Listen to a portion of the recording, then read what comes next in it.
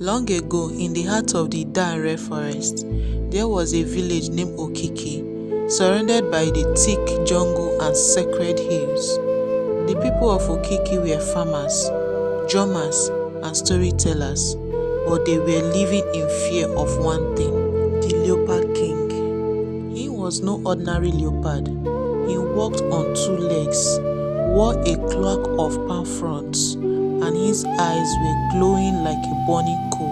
It was said that he ruled the hidden animals of the forest and could speak in the voice of a man. Every 7 seasons, he came down from his hidden kingdom to demand a bride, a maiden from Okiki. If the village refused, the forest will rise against them, crop will wither, children will fall ill, and hunters will vanish without trace. This was the 7th season already, and the Leopard King had sent a warning. His claws marked carved deep into the village secretary. The elders gathered in panic, but something was different this time. The chosen bride was not afraid. Her name was Omolewa, beautiful but also bold, and born under a strange star. Her mother died giving birth to her during the blood moon, and her father, a hunter who had been swallowed by the forest. She was raised by the priestess of the shrine, who whispered to her in riddles and chants. When Omolewa was told she must be given to the Leopard King, she simply nodded. "Let me go," she said. "Let me see the beasts who steal our daughters." She was dressed with white, adorned with beads, and led to the forest edge by torchlight. The villagers began to weep as she leaves, but Omolewa did not cry. She walked into the forest alone. Deep in the heart of the jungle, the tree twisted like giants, and the air blew thick with magic. Omolewa heard whispers and eyes watching her from the shadows. Then he came, tall, fierce. His face was part man, part leopard. His mouth a snare, but his eyes held sorrows. Then the Leopard King approached her slowly. "Why do you not tremble?" he said. Omolewa stared back and replied, "Because I have questions." Then he tilted his head. No bride had ever spoken to me like this. So he took her, not in chains, but in curiosity, to his hidden palace, a kingdom of stones and trees beneath the earth, lighted by fireflies and guarded by hyenas. And there Omolewa lived not as a prisoner like other brides, but as a guest. Days passed. She watched. She listened.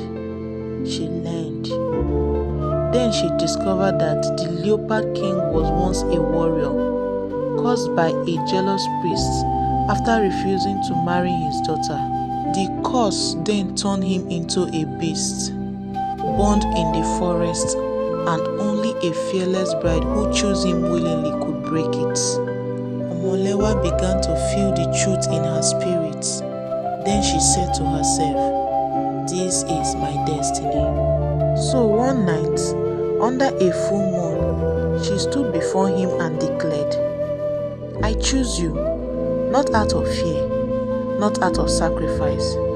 I choose to lift your cause." And she placed her hand on his chest. Immediately the earth shook. Light burst from the ground. The Leopard King roared, and his beastly form began to burn away. When the light faded, he had turned to complete human. The curse was broken. So Omolewa returned to Okiki village, not as a lost bride, but as a queen. And beside her walked a man who once ruled the forest in darkness. The people of Okiki rejoiced, and the forest grew gently, and never again was there a Leopard King demanding for bride.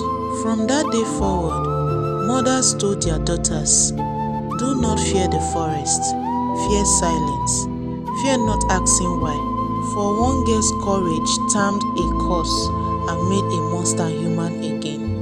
Moral lesson: true courage is not the absence of fear, but the strength to face the unknown and seek truth. Sometimes, what we call monster is a soul trapped in pain, and only compassion, wisdom, and bravery can break the deepest causes. This story teaches us that 1. Blind fear leads to cycles of suffering. 2. Asking why is sometimes the bravest act. 3. Love chosen freely is more powerful than any force. 4. Healing often begins with understanding. Let me know in the comment section if you find this video interesting. Do well to hit the subscribe button, follow, like and share for more. Thank you. Bye bye.